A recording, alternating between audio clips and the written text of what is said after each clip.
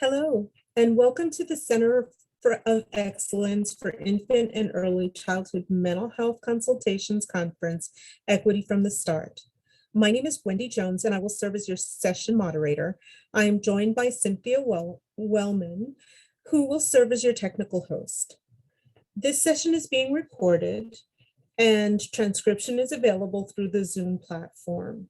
Should you have any questions, please feel free to relay your questions via the chat. We will have time at the end of the session for your questions. That being said, I'd like to pass this over to Dr. Warfield, Ms. Dunbar, and Ms. Cooper, who will be conducting this workshop this afternoon. Thank you. Good afternoon. Topics of race have come to the forefront recently through such things as Black Lives Matter, the racially charged murders of George Floyd, Ahmaud Arbery, Breonna Taylor.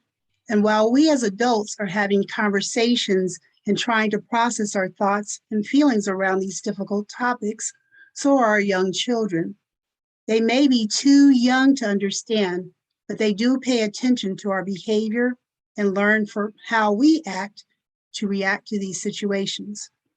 We know that children as young as 6 months begin to notice race-based differences, and by 2, begin to internalize racial bias. In turn, that's why we think it's very important for infant early childhood mental health consultants to begin to have conversations with caregivers and teachers about how to talk to young children about race in developmentally appropriate ways. Over the next 50 minutes, our objectives for this presentation are: we will provide you with resources to equip you with information to define words race, racism, power, oppression, as well as reflect on the importance of those words prior to having conversations with young children. We will provide our lessons learned in working with caregivers and teachers to address how to identify and discuss conversations about race with young children. And you will be able to identify 2 tools or activities that you can use in your consulting toolbox. Race is the child of racism, not the father. Coates says this, and he's really suggesting that racism precedes race, and that without racism, there is no category of race. In other words, racism is not only based on race or skin color, but also on societal views, and part of society keeps racism alive. So with that thought in mind, what would it look like if we lived in a world with racial equality? I'll turn it over to Ms. Cooper, who will now walk us through a reflective activity. Good afternoon, everyone. As Dr. Warfield was mentioning, part of our work as professionals is going to include self-reflection, and we're going to talk about that more later. So to start our time today, I wanted to do a quick activity to really just get you thinking about what does an equitable classroom or clinic or setting look like? And so if you guys could just take a few moments in the chat to give us some thoughts on what does an equitable classroom or clinic or setting look like?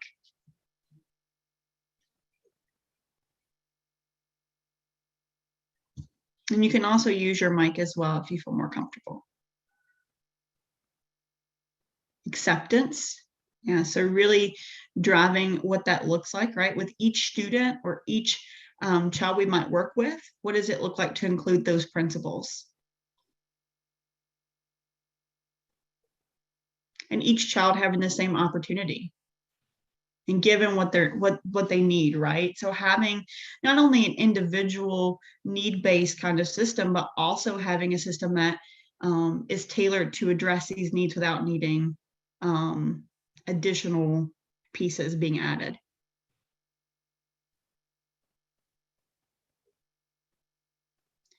Diverse pictures and materials. We're going to talk about that a lot today because that's really important, not only to inclusivity, but also to our educational patterns and how we teach children and caregivers 100%.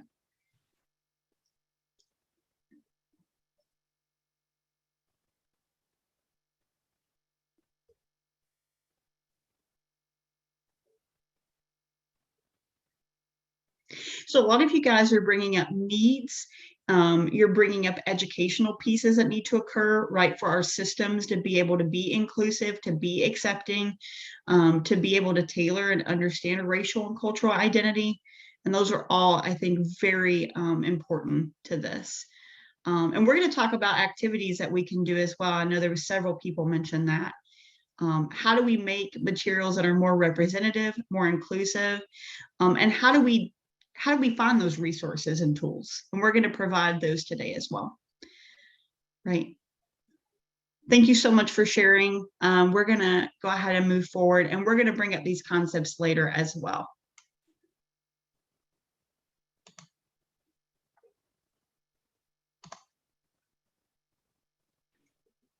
For some reason I'm having some difficulty. There we go.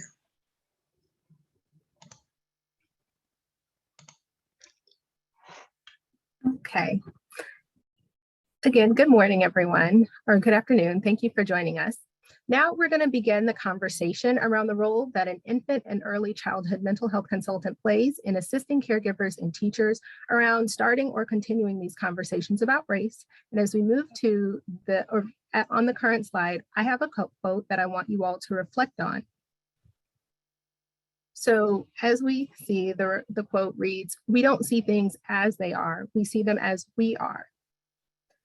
So in thinking about this quote, I want you to think about your individual experiences, the joys and challenges that you may have faced, those that others may have faced, but you haven't, and think about how your own personal experiences color the lens from which you see the world and how that may impact your work as a consultant. When many people think about diversity, there was once a time when the frame of mind was to highlight how we are all the same, that at the cellular level, we are all human.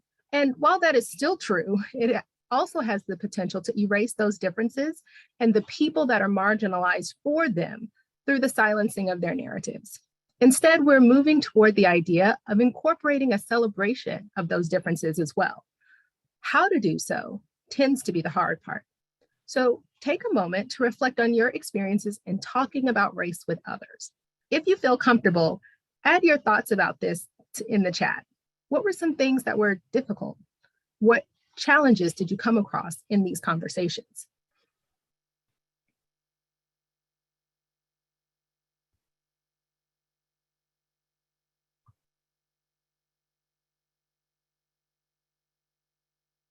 Not wanting to say the wrong thing, that is a big one. Noticing it causes discomfort, right? Not knowing how to say what you want to say, and then how do you react when that other individual appears uncomfortable by the topic? A challenge, teacher not being open to a different way of thinking, absolutely. Not sure what is offensive, not wanting to accept someone else's experience or people denying those other experiences, not wanting to offend others. Awesome. I'm loving all of these responses. And so as you think about some of the challenges that you faced yourselves, I want you to also think about the fact that all of us are likely to deal with these challenges as well. So when you're working with your teachers, when you're working with your parents, keep in mind that these are some of the challenges that they're facing too.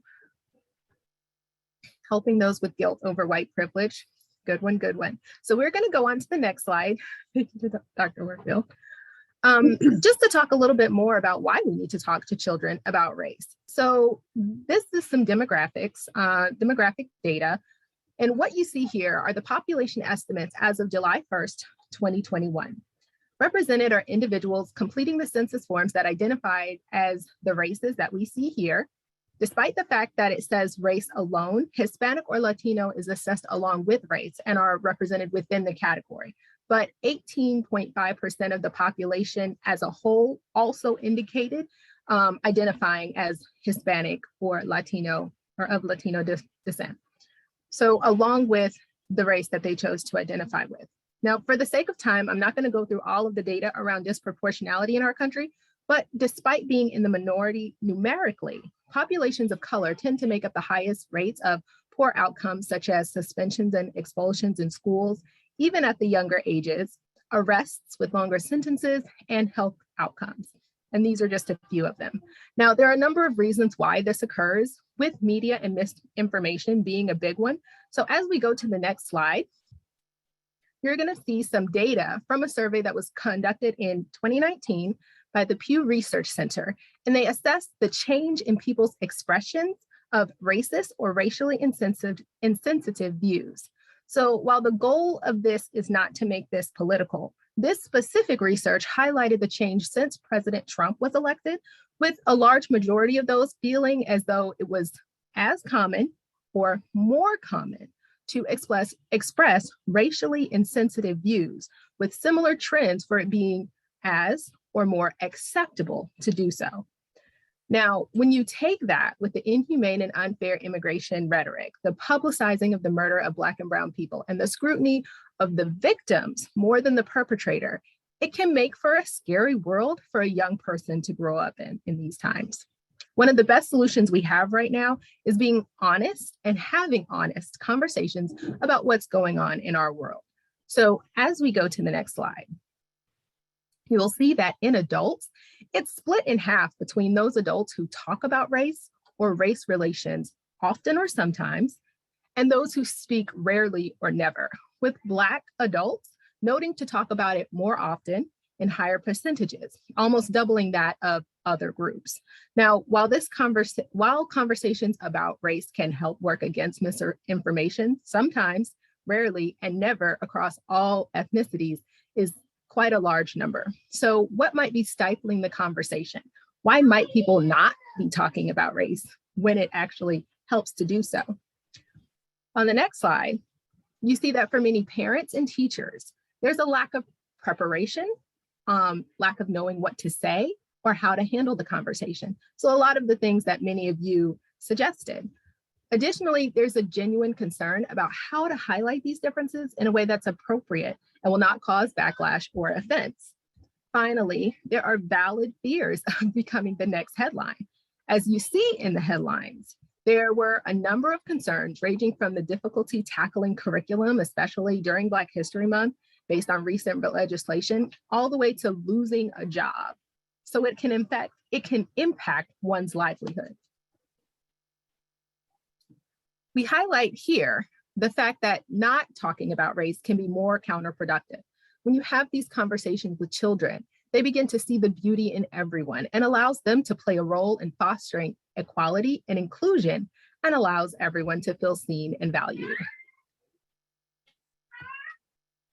Now, we also highlight the importance of working against misrepresentation and misinformation in all media, but particularly social media. Not only are parents exposed, the older siblings, friends, family members also have that misinformation that they could teach a young child before we as adults even think that it's possible for them to notice these things happening. We mentioned briefly before that children start noticing differences as early as 6 months of age. But later in the presentation, we'll talk more about how early children begin to formulate these notions and start interacting with their peers based on what they've learned. But before we get to that, we have a reflection activity. On the next slide, on this slide, we have questions that we would like for you to ponder for a moment. If you feel comfortable, we would love for you to add your responses in the chat.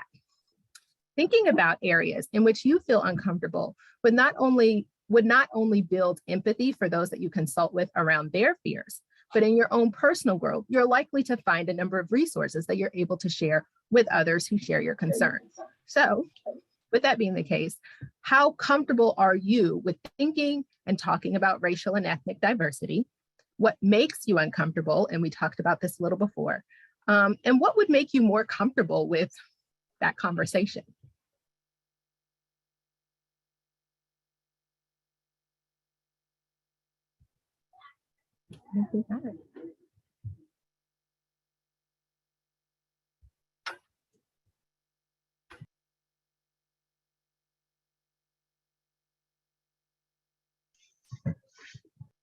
Any thoughts or ideas on particularly what would make you more comfortable? Speaking with like-minded people, okay. Sadly, comfort rises and falls with the person I'm with. Oh, that's very, very valid. White supremacists make me very uncomfortable, absolutely. I need more information about the correct way to approach the conversation. Okay. Very comfortable with people I trust. Okay, that's a big one. Trust is a big one. Generally comfortable. Okay, I feel comfortable, but will feel more comfortable if I could discuss the guidelines for a conversation about race in advance. That's a good point. And I'm comfortable most of the time. Okay. Well, thank you so much for your reflections. Thank you for participating in our discussion so far. What I'm going to do is turn it over to Bethany to lead us through the next section. Yes.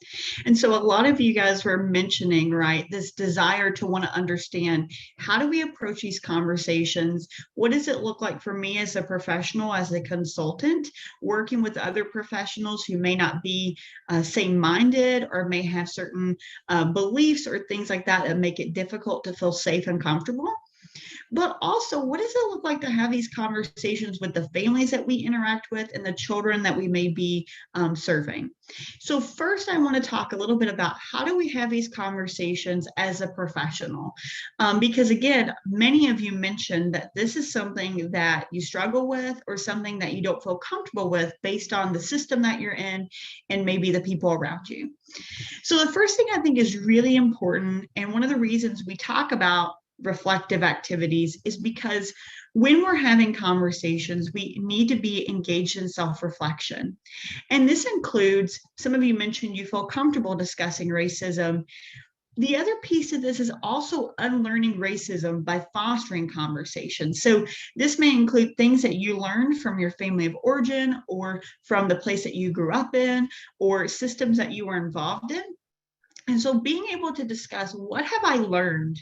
Why is it potentially correct, incorrect, and what can I do? What conversations can I have in order to challenge those things, such as challenging power and privilege in the places that I work and the places I interact with. Another piece of this is thinking through those areas of uncomfortableness or bias. So as professionals, we're going to be faced with bias in different settings, right? Both our own personal bias as well as others. And so being able to think through, what are these areas that make me feel uncomfortable regarding race, power, and privilege? And then where do I feel comfortable and safe being able to discuss these things? And then being able to take that information in and talk to others about it. I think the key here is having an open dialogue and being intentional to also educate ourselves. I think something that I've heard a lot is, I'm tired of educating people on things that they should already know or things that they have access to. And so this is something that is really important for all professionals to understand, is how can I seek out appropriate resources and individuals that I can have conversations with, appreciating those positive associations with race and cultural identity, while also being able to unlearn things that are not going to be helpful to our work, not helpful to us, and being able to move forward from there.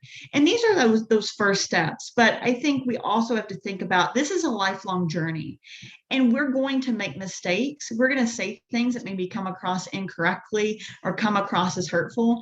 Being able to recognize, oof, that may have come across in a way I did not intend. Let me go back.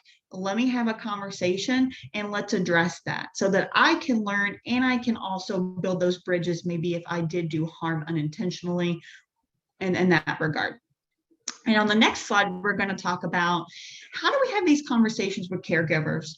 This is something that comes up a lot in our work, where caregivers are like, how do I have these conversations? What do I do? And how am I supposed to approach this topic?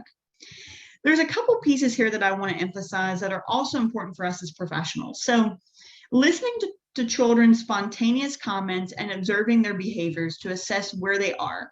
So oftentimes kids are going to say things that they have internalized, or they are learning about their own racial group or about other groups. And so when we hear certain comments or we see certain behaviors, we as a caregiver or as a professional want to be able to curiously ask questions to understand, where does that idea come from? Where did you hear that? Why is this something that might be relevant for you? To understand where they are learning the material, and then also understanding how we can maybe challenge some of those things. And really emphasizing for parents, we want to start where children are and stimulate that critical thinking by asking those questions.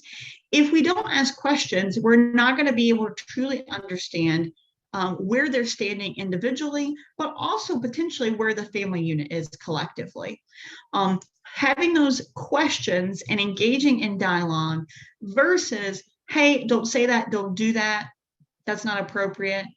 While we want to discipline, we want to challenge, questions and being curious and being able to create a dialogue is going to be more effective over time as they start to then challenge thoughts and behaviors that go against specific narratives that we have in our society. We also want to emphasize patience to guide their children's thinking and using developmentally appropriate concepts, language, and metaphors. So we're going to talk a lot about books and resources that we can use with children, as well as professional resources for ourselves. But I think it's important to emphasize here, starting at a baseline, what are concepts that young children can first understand? And one of those things is fairness. What is fair and what is unfair? And being able to start having discussions about that when they're a year old or 2 years old or 3 years old, because that creates a foundation to build more complex concepts as we go through equity, inclusion, and being able to build from there.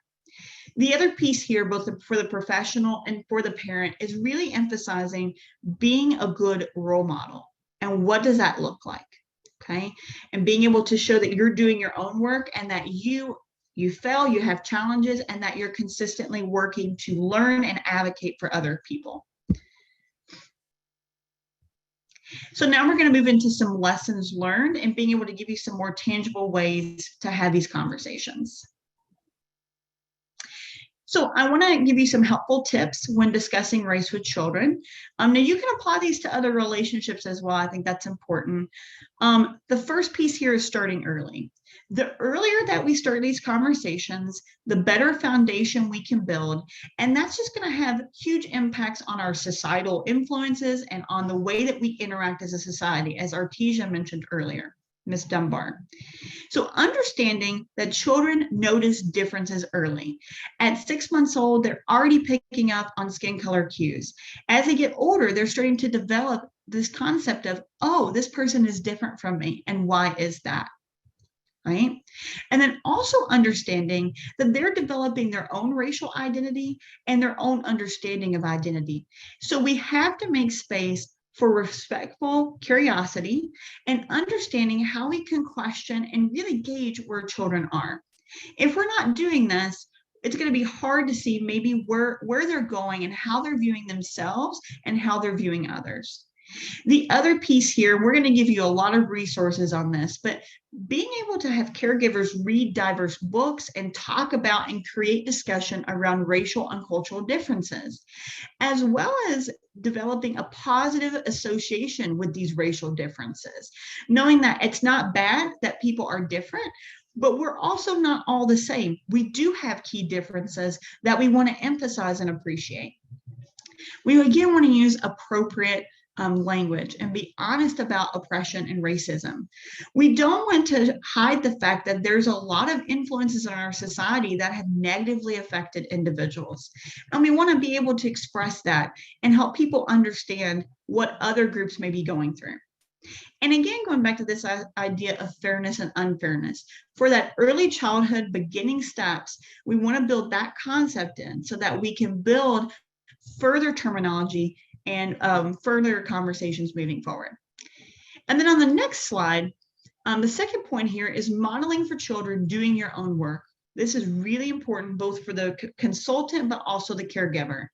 We want to be able, especially emphasizing for the caregiver, we don't want caregivers to shy away from the difficulties that they're having regarding the world's impacts and their difficulty surrounding potentially what they're experiencing being from a specific racial group. We want people to be able to talk about facing their own biases and discussing how they're working through those. As children see individuals model what that looks like, they're going to be able to develop that skill set as they move forward, especially if you're teaching them these skills and teaching them critical thinking. You guys mentioned this earlier as well, but acknowledging when you're not sure and being honest. That's key. We're not perfect. We're going to make a lot of mistakes. But again, going and being able to mend bridges if we make a mistake, or ask, hey, I feel like this could have been maybe offensive. Could you please let me know and help me understand that piece? I do not want to continue to make the same patterns of behavior over and over again. Again, nurturing critical thinking, telling stories about resistance and resiliency and joy. This can be important for building positive racial identity. And then again, remembering this is not a sprint. It is a marathon. It's a lifelong journey, and caregivers and professionals both need to have that mindset as we go through. All So right, let's I'm look going at to pass it on to maybe, Dr. Warfield.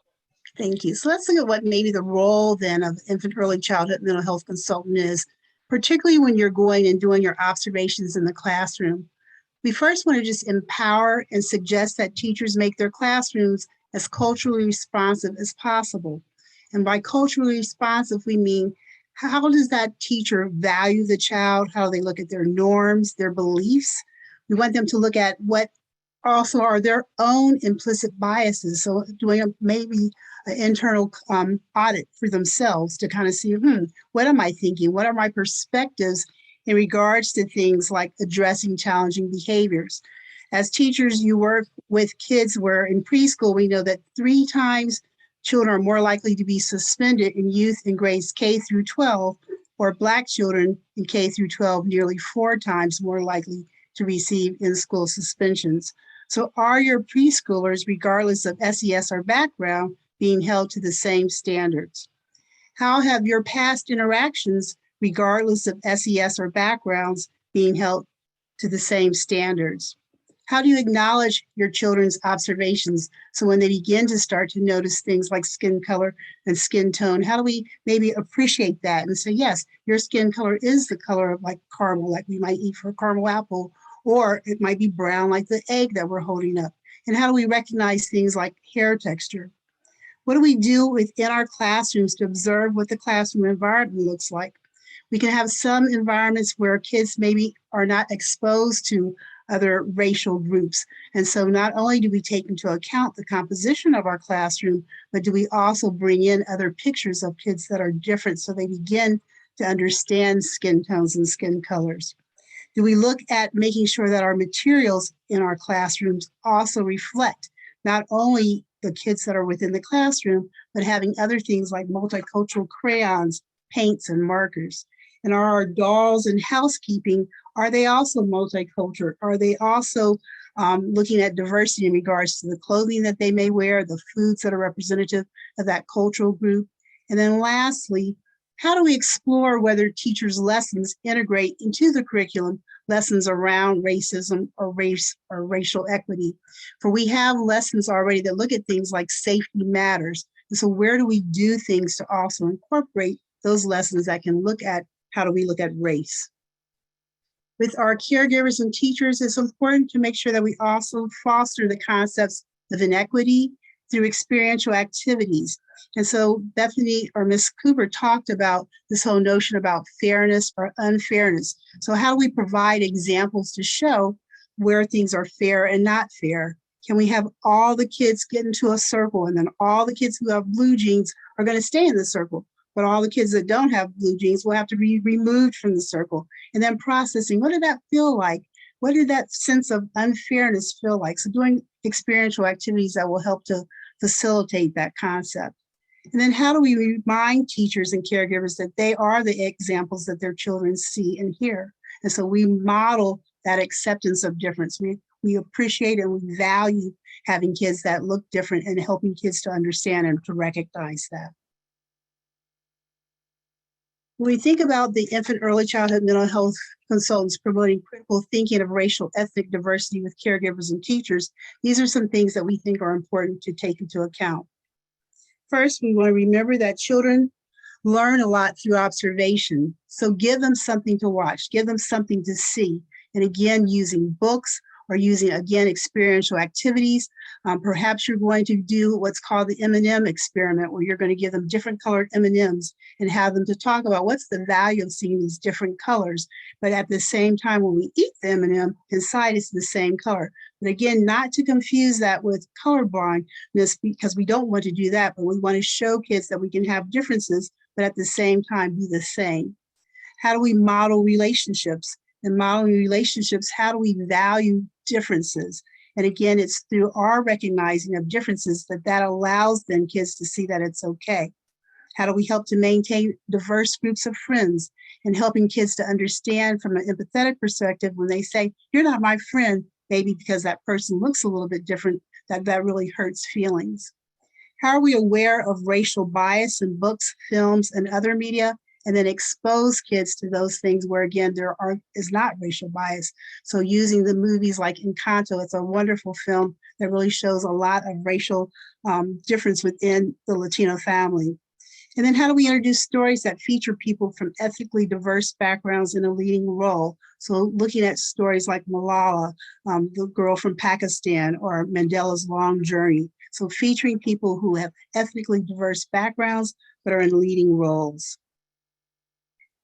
The other thing we also want to make sure that we do is we want to continue to think about, when we're promoting critical thinking, to be aware of the colorblind ideology. And so it used to be that we used to say not seeing color was something to be proud of, but we now know that taking that melting pot philosophy and saying that we don't see color really ignores then that person's racial identity, their difference. And so we don't want to do that. So you want to be aware of what are situations where you might be promoting then racial inequality by not recognizing the person's difference. We also want to have conversations about white privilege. And while this can be uncomfortable and for some may feel not necessary because discussing race is not critical to their survival, it's in fostering critical thinking that it's important to clarify the misperceptions of white privilege, such as white privilege or white people have had it easy because of their race, or white people have had what they have because they have worked hard. We must in turn explain to children the different types of privilege, and by providing the definition of what is privilege, what is unearned privilege, and then what is white privilege, which is the advantage a white person has because of their race. We want to help them to understand how that works. And so maybe doing things, again, experientially, where we might talk to kids, as Bethany talked about earlier, about fairness, unfairness, providing teachable moments. So for example, pulling from Peggy McIntosh's Invisible Knapsack, perhaps we have two knapsacks. We have one where we put all kinds of items in there, and then we have another backpack that has no items in it. And then talking about how white society has started by having, again, that privilege, where then another group has not had that privilege. So doing something like that to help kids to understand and how the concepts of white privilege work. Or again, going into the grocery store and having kids to look at greeting cards and to see how many white people are on the cards, but maybe not that same representation for people of color. Or how we can have hair care products where there might be a lot of hair care products for whites and maybe just a little corner of products for Black or people of color. We want to explain white privilege to children by, again, doing this in an experimental way, as I was saying, giving them different kinds of ways where they can experientially look at that concept. Again, showing things from fairness. Maybe you're going to give one child a big lollipop and another child gets a little teeny lollipop. And then they would talk about, that's not fair. She has the bigger one, I have the little one. You know, how do we read in preschool stories such as the Civil Rights Movement and teach them about historical figures like Martin Luther King? And then provide visual examples such as how a Black person might be followed in the store where a white person may not, or how Black boys and men might be pulled over by the police more often than white boys and men. A book that's really a great book at explaining white privilege is a book called Race Cars by Bethany, and it's a book about really a white race car that was in a race and a Black race car that was in a race. And it shows the advantages that the white car had in trying to win the race and the disadvantages that, unfortunately, the Black car had in not being able to win the race. And so it's a great, easy precursor for helping kids to begin to understand about white privilege. It's also important to educate kids on some of the monumental events, which include both negative as well as positive information. And a lot of times children will learn things about like Ellis Island based on maybe where their family comes from, but sometimes we forget other groups and how they've come over. And so Angel Island, the immigration station for Asians from 1910 to 1940 is just one prime example of helping kids to know that there are other ways that people have come over to the United States as well. And so again, I would encourage that we look at how do we educate kids through monumental events, or how do we look at things like historical timelines for different ethnic racial groups.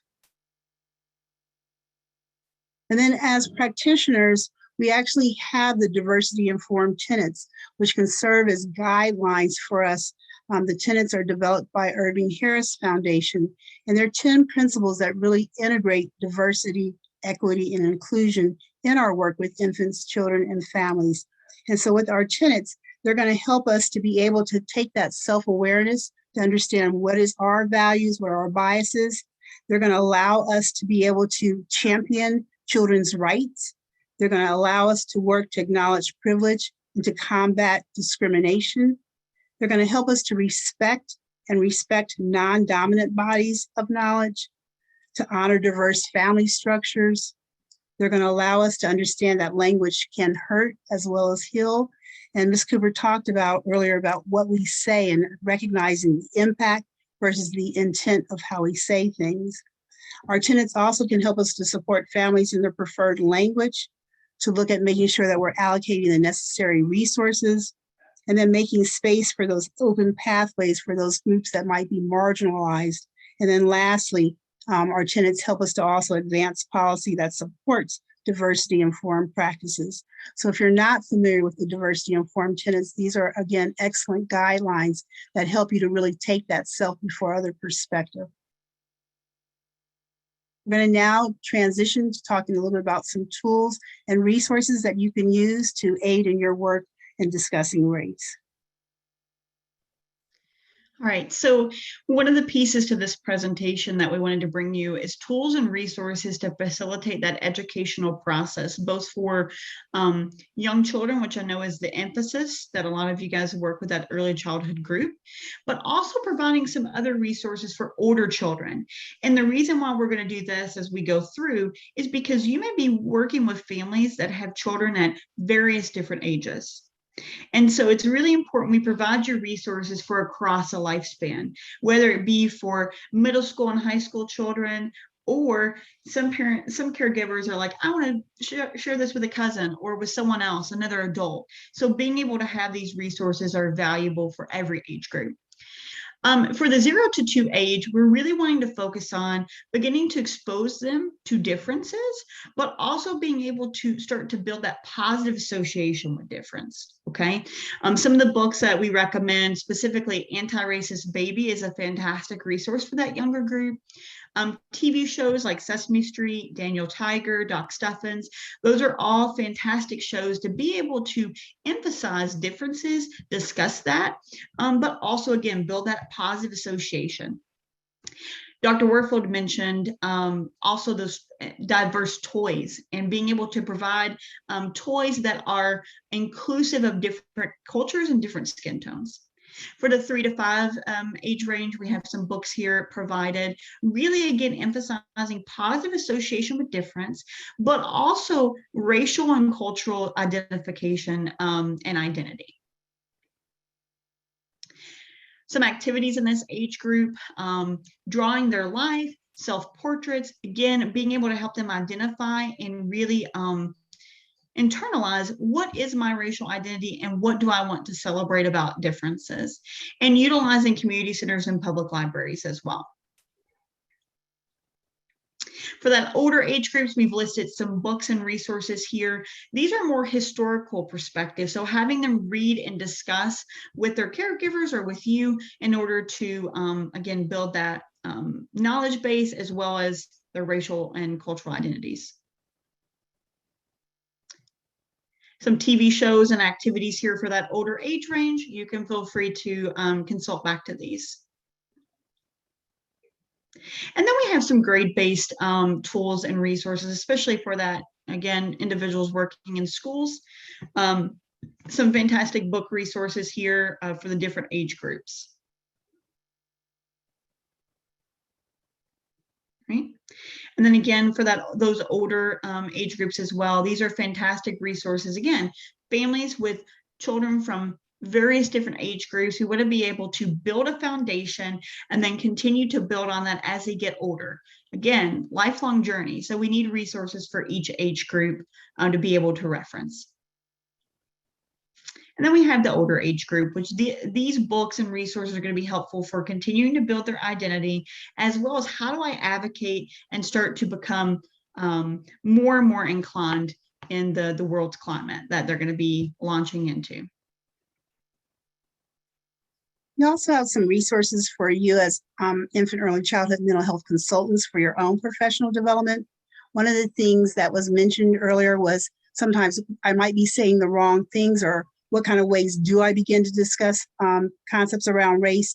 So the book, It's Time to Talk and Listen, How to Have Constructive Conversations About Race, Class, Sexuality, Ability, and Gender in a Polarized World by Artesia is a great resource because it really breaks down how do you begin to have these conversations? How do you take time to listen?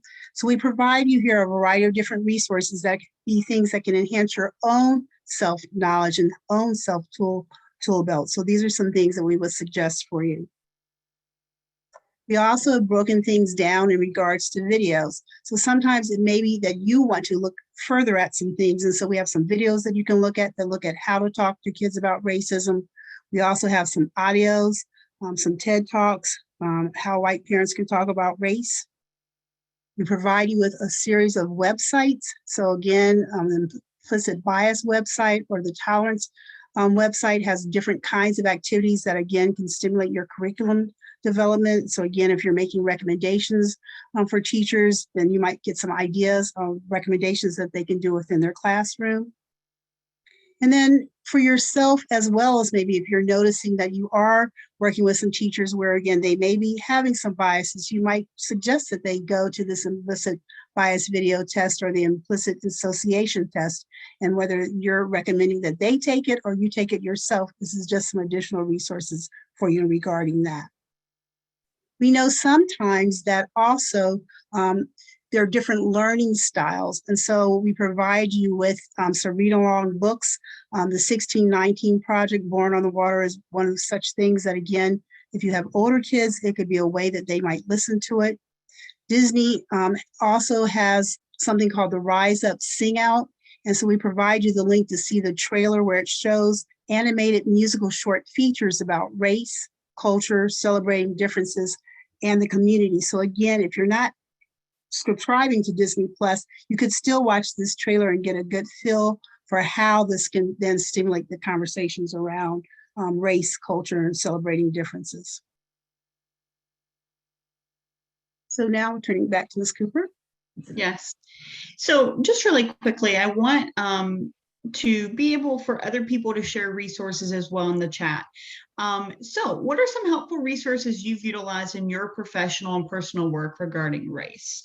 And I may have you guys go ahead and include these in the chat as we go through, and we can wrap up our last section. Does that sound like a good plan, Dr. Warfield? Yes, that's perfect. Okay. So go ahead and put your resources in the chat, and we will review those and go through the next little set of slides before our Q&A.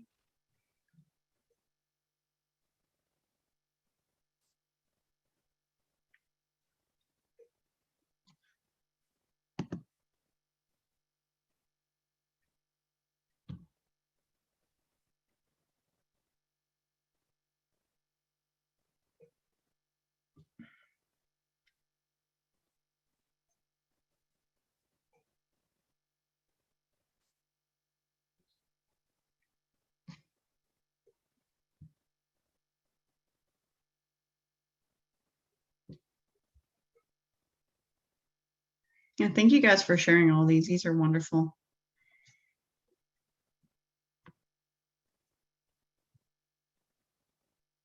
Yes, Sesame Street has a ton of fantastic resources, both for families, but also for professionals to use in their own work. Absolutely.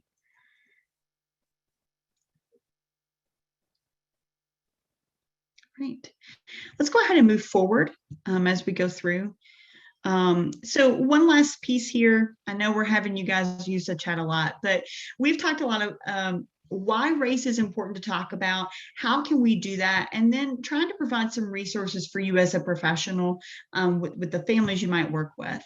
So to kind of reflect on today, as we move through our last little section, I want you guys to put one piece of information that was maybe new to you, or a key resource you can begin using in your consultation work tomorrow. So something readily usable in your work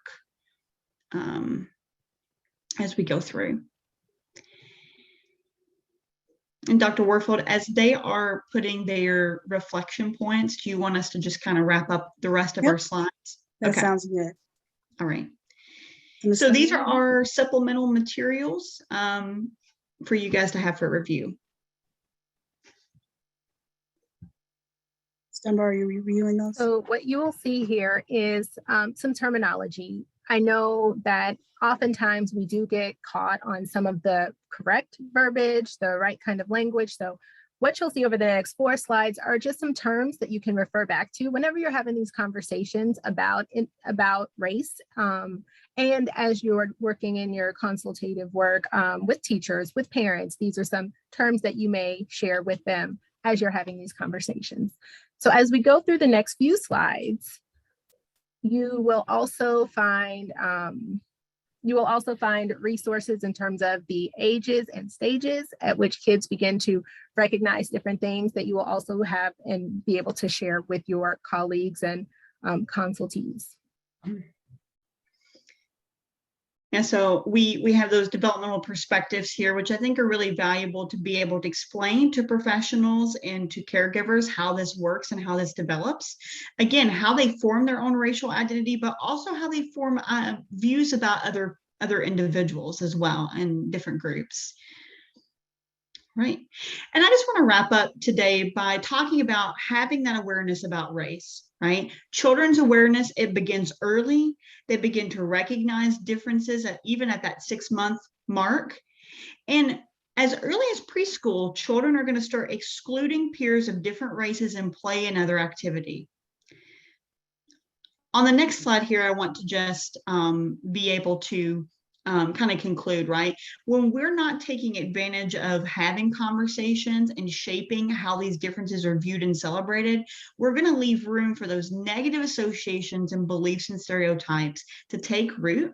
And we see in our work how difficult it is to unravel some of those things and have these productive conversations. So these early interactions with caregivers, teachers, and peers influence racial development, identity development, and promotes a future that we want to see, right? A future that's different, that has open dialogue, has positive associations with differences, and helps children develop positive racial identity as they move through life. All right. Thank you, guys. So at this time, we'll get to answer any questions that you may have. We have 2 minutes to do that. So I don't know, Ms. Cooper or Mr. Dunbar, do you see any questions in the chat that we might be able to address? While we're waiting for questions to come in, there was one question earlier in the chat talking about how to tackle the differences in the idea of fairness and the fact that there are so many different perspectives on that. And I know we did touch a little bit on some of those activities, like I think you used an example of showing differences through like the color of jeans or using M&Ms and different things of that nature to start building that foundation to have bigger conversations at a later time. Right. So that is how we would do that. And trying to do as much experiential as possible. So again, you're really getting children engaged. Because again, if you think about it, little ones, again, are very concrete. So the more that we can be literal, the better. Again, having different colored crayons, and then we might show, again, the differences of skin tones so they can really understand when we're saying light brown versus dark brown. What does that mean? What does it look like? So as much stuff that you can really bring to the forefront would really be important. Is there anything else? Our last slides just are our presentation references. So slides 59 through 63 are just our references that we use for our presentation. And then our last slide is just our contact information. So if there are some questions that you have and you are not able to address them, please feel free to reach out to us. From the words of Megan Madison, kids rely on us to give them language to describe patterns they are noticing. We don't wait for them to bring us books, we expose them to books. It's time to start having conversations of race with our little ones. And we want to thank you so much for coming this afternoon.